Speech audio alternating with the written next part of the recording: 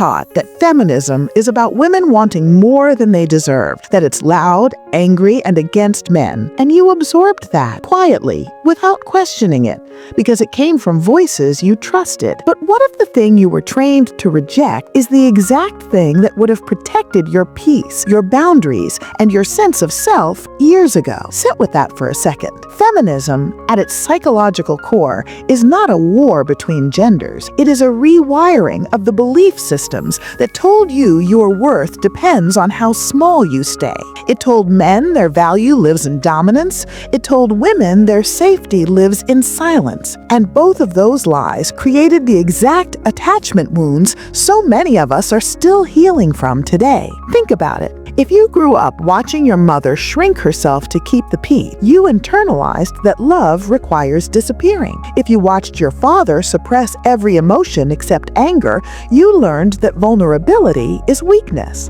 These are not just family patterns, these are cultural blueprints. And feminism, real feminism, challenges every single one of them. But here's what no one tells you. Equality does not mean sameness. It means neither person in a relationship, a workplace, or a society has to abandon who they are to be valued. It means a man can be soft without being broken. A woman can be ambitious without being threatening. That is emotional freedom, and most people have never actually experienced it. And this is where it gets dangerous. When you resist equality, you are not protecting tradition. You are protecting a trauma response. You are clinging to roles that were assigned to you before you had the language to refuse them. Read that again. The real benefit of feminism today is not political. It is deeply psychological. It gives you permission to stop performing a version of yourself that was never yours to begin with. It dismantles the anxious attachment that says you must overfunction to be loved. It confronts the avoidant pattern that says independence means isolation. It builds secure relating, where two whole people choose each other without losing themselves.